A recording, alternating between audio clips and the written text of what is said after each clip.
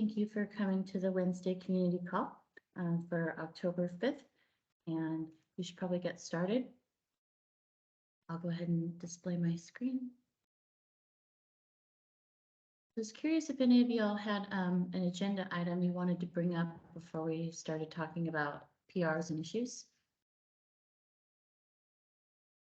I'll just talk a little bit about progress working on an issue that Hana filed when he was trying to write an IPv6 test. He was adding IPv6 ACL support, and now writing a unit test for that, and the test gets stuck. When it goes from test 1 to test 2, it gets stuck. I've been working on that for several hours, and you know, I don't have a resolution yet, but I'm working on it, and I'll try to post more debugging details to the issue, you know, as I make progress. Yeah.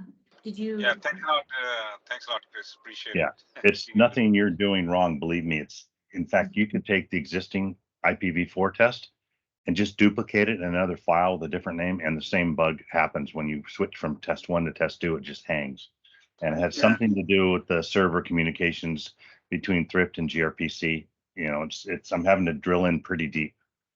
Why don't I just let you talk about it now since we're talking about it? Do you want to present or anything? There's nothing to present That's yet. fine. Okay. All right. I will upload, let's say, some debugging snapshots to the issue, hopefully, you know, this morning if I get time, for people to help. Like, for example, Marian having to do with P4 runtime. I don't know yet.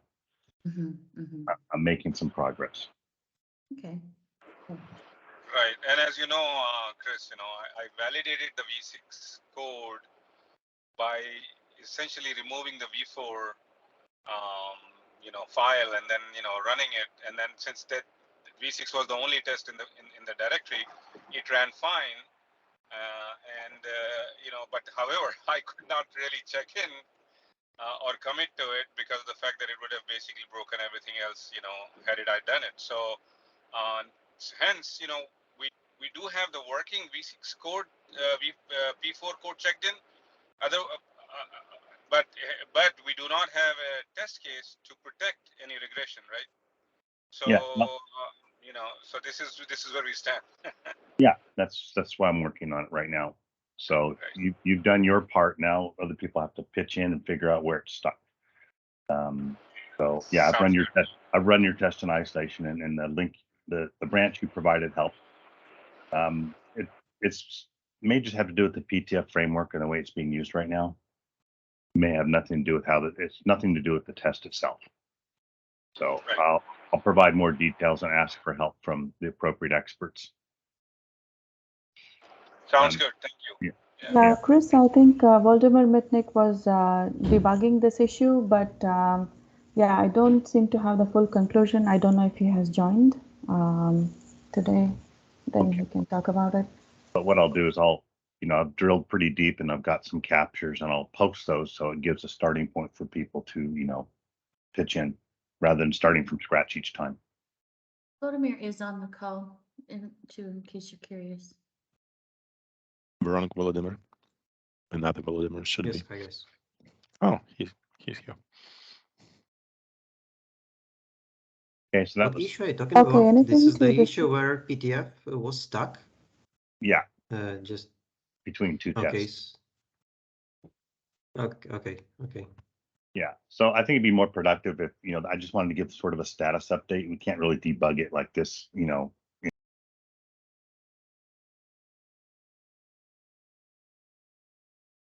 Like offline, the people who are more deeply involved.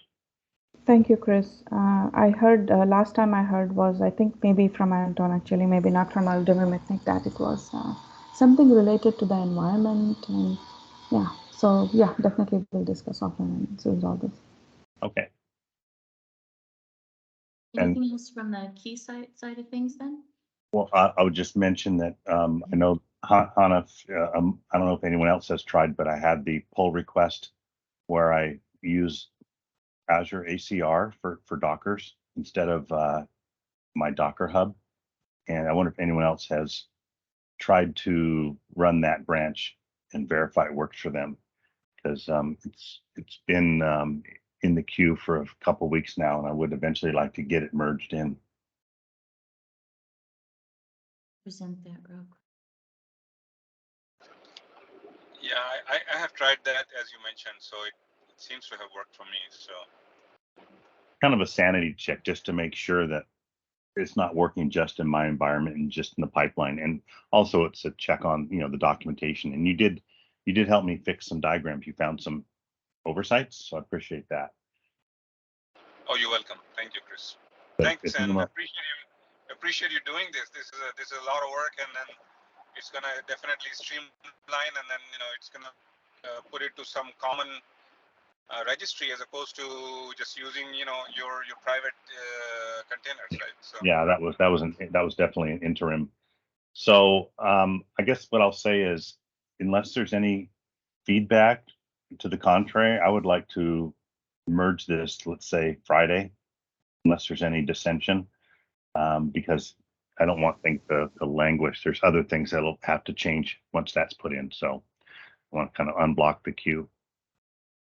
Okay, So if anyone is keenly interested in trying, all you have to do is clone it and do make all and try it. That would be enough.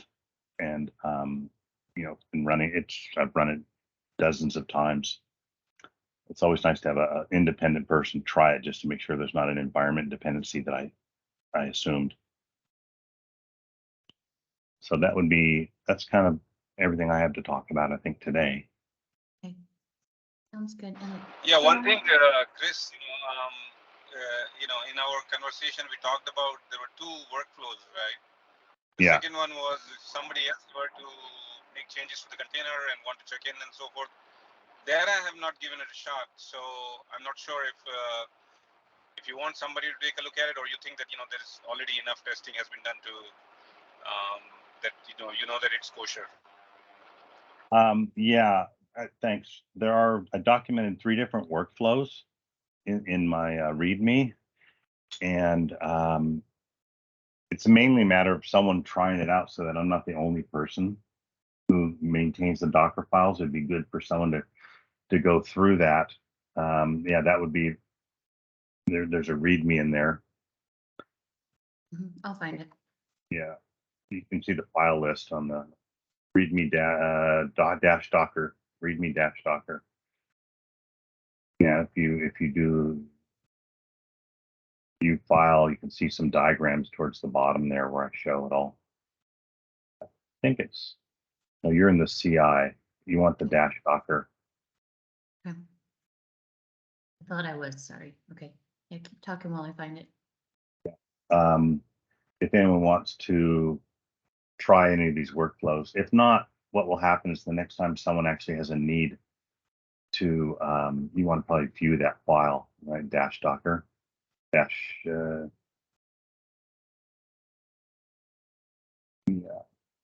towards the bottom, at the very end. There's all these workflows, right? It's kind of crazy looking. If anyone wants to try to, let's say, just make a test Docker file and practice these workflows, be happy to work with them. Otherwise, the first time someone actually wants to do it, we'll just do it then. There's enough. I feel confident this is 95% correct. We'll just, if we have to make any improvements on that day, whenever it happens, we'll do it then. I feel like at least there's something here for posterity. Mhm. So, Awesome. yeah. Oh, there's no urgency really in someone trying all those things. I think it's just good practice, but people are busy, so it can always be done on demand. For example, whoever's working on the BMV2, like Marian or his colleagues or other people, if they're working on the new P4C compiler changes, they're going to eventually have to run into this, and we can work together then. Mhm. There's no urgency. Awesome. Okay, thank you. Well, thanks. And Taras, did you have something in the chat window you wanted to talk about? No, it just was the name of the topic that I've talked on before the meeting was started. So this is Okay. where we are going to discuss the site testing and the dash testing as a subset of it on OCP. Okay, got it. Yeah, I'll have to watch that session for sure. Some things will look familiar. What's that? Some things will look familiar, just presented in different context. Yeah. Awesome. Okay, great. And did you guys have any other PRs you wanted to look at today? Here's our list. I have still the same PRs, so like just waiting for some comments, especially Okay. for test part. Okay, and that was features needed in BMV2, that kind of thing that we talk about in behavioral model? Yeah. Okay, all right.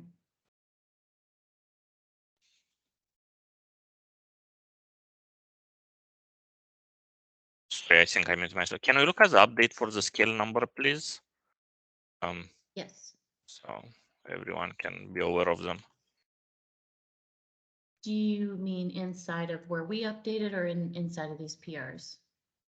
It's where it's updated. I think the PR is already in. Okay.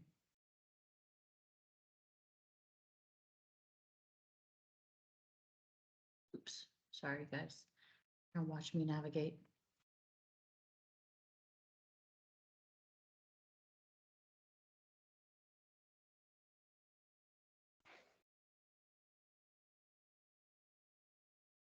Here, Mircha?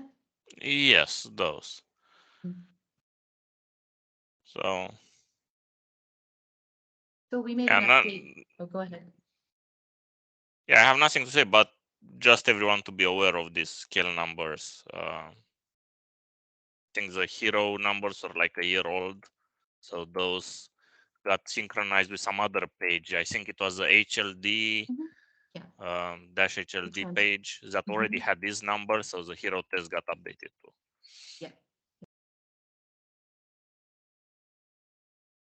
Does anyone have questions about these numbers or the update or something Gerald or I or Merchant can answer?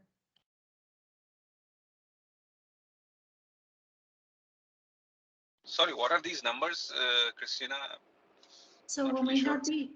had the original documentation, we had in the transforms document, we had some scale numbers, some initial swing at the scale numbers, and they were located here inside of this packet transforms document here. At the very top, one of the initial documents, we were doing scale per DPU here. And then we replicated these numbers over into this document, which was the testing, the hero test.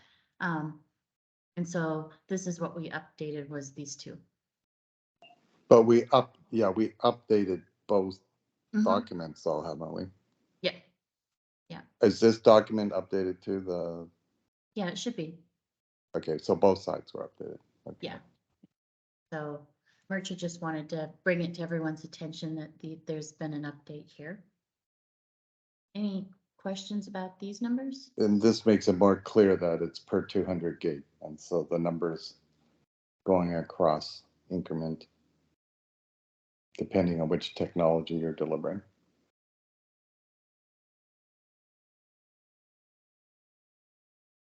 Everyone's really quiet. We just looking at the numbers and checking it out.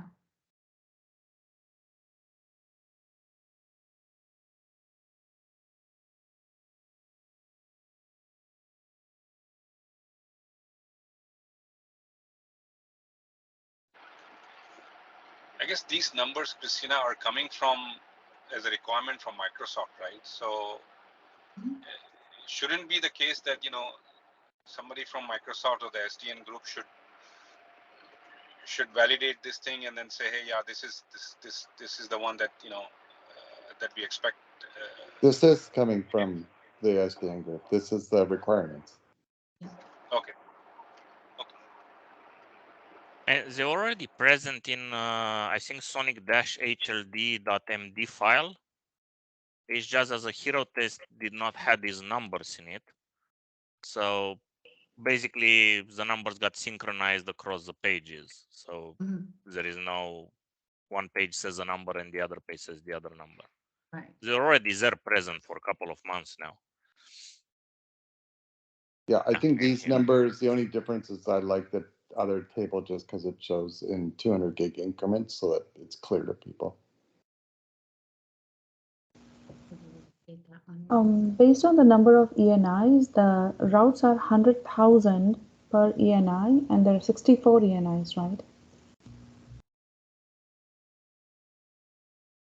32 and 64, 32, correct. right? No, there's 32 active, 32 backup, so there's a total of 64. From a table point of view, it has to hold 64.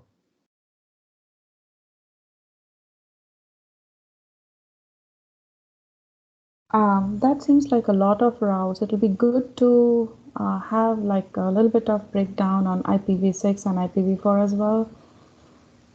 Yeah, I think that will help a lot. That's actually a good idea, Christine. You take that down. That is something that we should be working with, Michael. I think that not a lot of people use IPv6 on the inner, but we should set the expectations as if they do. We have a couple of customers that use that, large enterprise customers. So maybe Michael could help us quantify that a little bit better, Christina. Yeah, That's a good yeah. good That's good point. Just the knowledge. IPv6, and this is the overlay. The external, doesn't matter that much, like the utter, but the overlay being IPv6 will get a different number. She's right about that, so we'll add that. You might need a matrix too, showing just like you see on switching ASICs data sheets. If you have this many IPv4s, you get this many IPv6s, and there's trade-offs. Yep. Do you think there might be need for a few combinations? Yeah, we Thank you. in general most of the overlay is IPv4, but we'll look at that. Let's figure out what the number needs to be first, and then we'll maybe. I don't want to make it so complex, but maybe we need a matrix. Thank you, Gerald. That will help a lot. Yeah. Reshma's always got a good comment. Thanks, Reshma. Yeah, the actual outer, is going to definitely. There's a lot of IPv6 use in that, but it doesn't cause scale problems because really the scale comes from the inner. All right.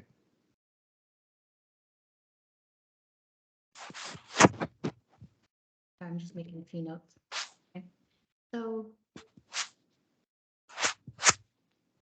other items to cover today then, guys, other than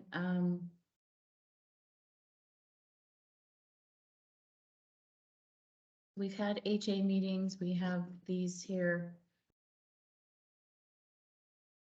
Anything else with respect to testing, Chris? Other than just the ongoing conversation we've had about trying to identify, let's say roadmap order of things, and how that relates to the test plan. And maybe we'll cover more of that tomorrow. Right. Tomorrow we were going to fill out what we could on the releases in the behavioral model meeting and kind of go through the work items there. Yeah, I mean, Because we need the simulator, we need the compiler compiler. Yeah, sorry, I was blanking out for a minute. Yeah. and the pipeline code itself, and then test cases against those. And then eventually, Chris, I think that we're going to end up with like the hero test for performance, and then we're going to have functional testing, which is what you're working on with your entire test apparatus. And then we're going to have in cloud testing, and that is becoming really, really interesting, especially with what I've seen from last week with the SciPerf and what it can do. And we are also, internally, we are developing tests with T-Rex. So T-Rex is open source, so we like that. That's good. We are actually developing tests that can be replicated by anybody in any cloud, and pointing at devices that look like this. So that's a whole area that over time will get developed, but my I kind of envision, hero test, that runs in, we look for regressions, stress. I see functional test for regression of functionality. And then I see that we will share our tests that we develop for the cloud that can, run in any cloud essentially, to test, different applications with different loads as a third way of testing. And that will be driven by T-Rex, which we're writing ourselves. And then potentially SciPerf for people are interested in like using getting a lot of different types of traffic pointing at devices like this and seeing if we can somehow break the device. And so I see a lot of work there. We're already doing a lot of work with the T-Rex just to get it going. We have been able to get millions of connections per second already in the real cloud. And we're working on that. But this is a whole very interesting area that will, so I said from the beginning, I want Dash to be very, very test-oriented, quality-oriented. And I think that just means that we will be attacking this thing from multiple angles and trying to create as many different types of traffic patterns as possible and make sure that when these things go out, that they're going out with quality. But we'll share, as we go along and we build an automated test, we'll be sharing that at least on how you can build it. That's great. And thanks for mentioning SciPerf. It's something people might want to just Google and look it up, but it's a pretty cool virtual product we make. Also, regarding T-Rex, we did do over a year ago last summer, we created a snappy client library for T-Rex, but it was only at that time implementing L2 and L3 streams, not statefulness. Right. But we do have a goal of adding stateful connections to Snappy over time. And one of the goals is, you can use a common API regardless of the underlying traffic generator engine, whether it's XCSC or T-Rex or hardware-based. So I pasted a link in there, Gerald, that whichever team is using T-Rex, they might want to take a look at that just to say, maybe that's a direction we want to go in. And we haven't been maintaining it aggressively. It was a sort of a summer project to show that it could be done. But the idea is one API, any traffic engine. So if people want to have conversations about that, we could always set something up. Yeah, we definitely can. This has to be like, I think this benefits everybody, whether they're building hardware or whether they're working on the simulator or whatever. Having all these different tests available is a great thing. And the T-Rex has made it's not the same as it was a year ago. Like a year ago, you couldn't do these tests with T-Rex anyways. It wasn't fast enough. I think it was limited to one core or something. It's now all DPDK enabled, multi-core. Like it's actually can generate the traffic patterns that we want at the rates we want. The only thing is, of course, we have to point serious technologies towards it so it can get to those rates. But the software itself is not limited anymore. And so we've successfully been able to deploy in our network and test, first product using the T-Rex, reach the numbers now that it's DPDK enabled. So we're pretty impressed with that. We'll share it as we go along. Thanks. Awesome. So that's all I have for today on the agenda, unless you guys have something pressing.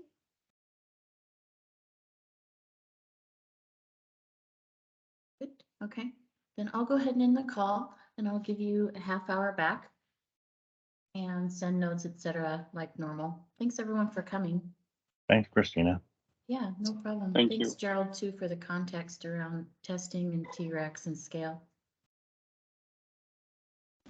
All right. Thanks. Thank you. Have a good day. Bye. Bye-bye. Bye-bye.